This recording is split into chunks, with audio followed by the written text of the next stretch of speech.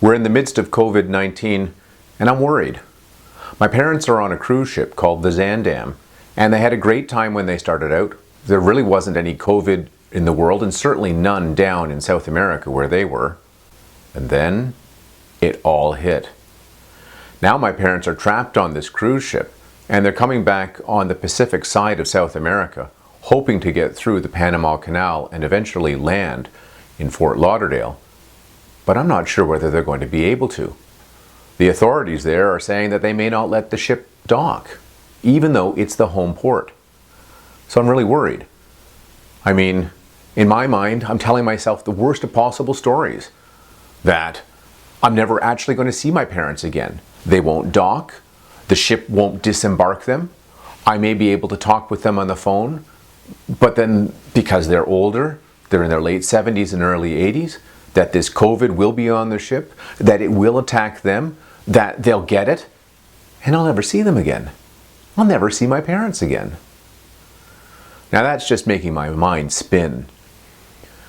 And so, after I take a breath in through the nose, and out through the mouth, and that does help, I start thinking about the 4 things that I know will help. First of all, I identify what the problem is going in my mind. And I can tell you exactly what the problem is going in my mind. I'm fortune telling and catastrophizing. Fortune telling is when you think you can read what the future is. And if I could do that, I'd just buy a lottery ticket tonight. Catastrophizing is when you make a mountain out of a molehill. Now, these are serious times, and I appreciate that. But I really need to look at what's happening in my mind and see, is this realistic? And that takes me to the second step.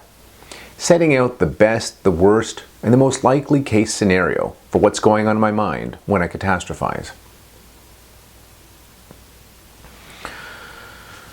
So, what is the best case scenario? Well, the best case scenario, of course, is that my parents come home, they never get COVID, they're perfectly healthy, and I see them very soon. The worst case scenario? Well, I think I already went through that. The more likely case scenario, it's going to take them a while.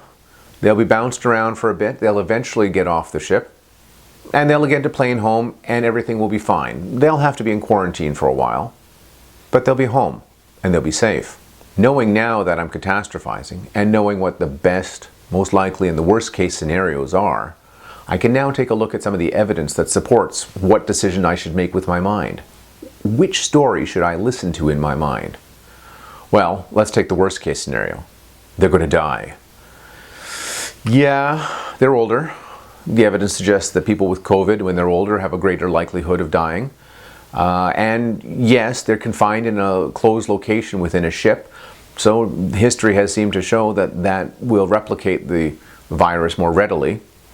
On the other hand, they're with a good cruise line. Holland America has taken very good care of them. And they're coming home.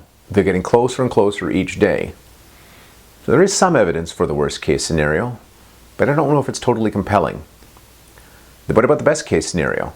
That they'll be home really soon and they won't have any outward problems. Well, I don't know if they're going to get home soon. The ship really can only go 20 knots. That's not too fast when you compare it to an airline, and all the other ports are closed. So they're not likely going to stop the ship and get them off the ship onto a plane to get home.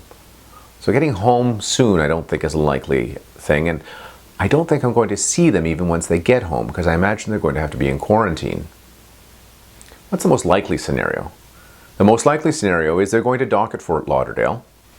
There's going to be some time before they let them off the ship. They may be quarantined there for a while, and then eventually they'll be able to come home. Is that ideal? No. Is that the reality of life now? Yes. So now that I've framed this in my mind, how can I go about telling myself a better story? Because that's what's going on in my mind.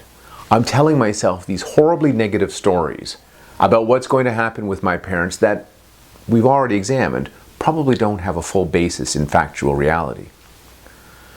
I've already talked to you once about how I can deal with the stories in my mind, but let me leave you with this other way of thinking, and it's one that helps me a lot. The truth is, I've gotten through everything else life has thrown at me. Everything. I'm here now.